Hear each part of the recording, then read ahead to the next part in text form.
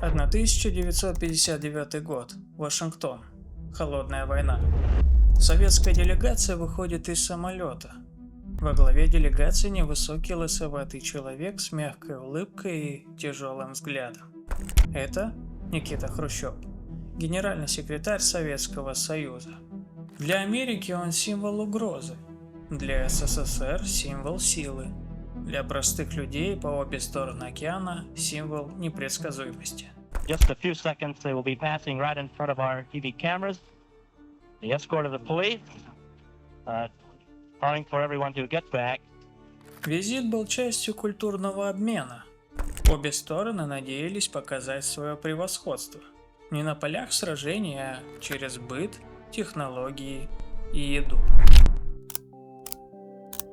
Американцы хотели удивить, и один из пунктов программы был тщательно подобран. Ферма в Айове. Айова – это не просто штат, это сердце американского сельского хозяйства. Там, где фермер – это не профессия, а образ жизни. «Покажите мне, как вы кормите Америку», – сказал Хрущев. Его повезли туда, где кукуруза не гарнир, а королева полей. На ферме Хрущев увидел то, чего не ожидал. Высокий урожай, точное земледелие, невероятная производительность. Но больше всего его впечатлило, чем именно кормили животных. «Ваши коровы дают больше молока благодаря кукурузе?» Никита Хрущев, Айова, 1959 год. Эта фраза попала в прессу, но для Хрущева она стала не просто впечатлением, а важным триггером. Вернувшись в Москву, он не мог забыть те поля, и уже через неделю появился новый лозунг «Кукуруза – царица полей». Так начинается одна из самых спорных страниц в истории советского агропрома. Тысячи гектаров пшеницы перепахиваются. В замерзших регионах, где кукуруза не росла никогда, ее теперь сажают принудительно.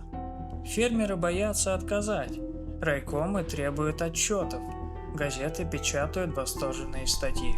«Мы накормим народ кукурузой». Хрущев, 1960 год. Но кукуруза не волшебство. Без правильного климата, техники и опыта она погибает. Урожаи падают, животноводы не знают, чем кормить скот. И в это же время за океаном другая история. Американцы наблюдают за экспериментами СССР и делают прямо противоположное. Вкладываются в науку, развивают технологии переработки и стимулируют фермеров через субсидии.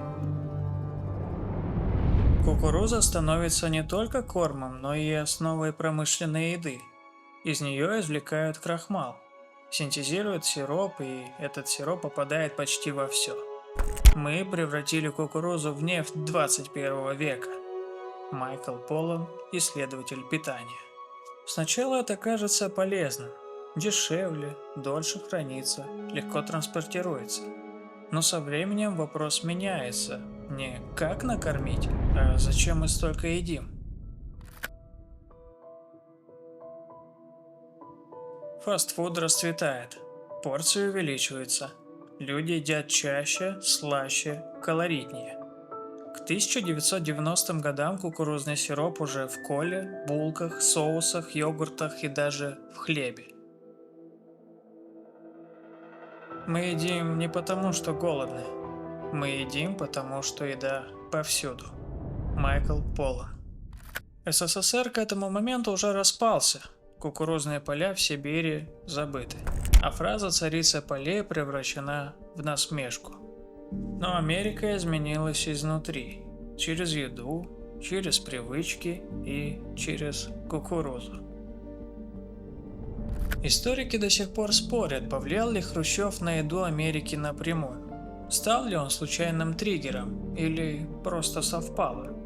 Но факт в том, что его визит стал поворотной точкой в пищевой промышленности на Западе. Сегодня, когда мы смотрим на полки супермаркета, мы редко задумываемся, почему еда стала такой.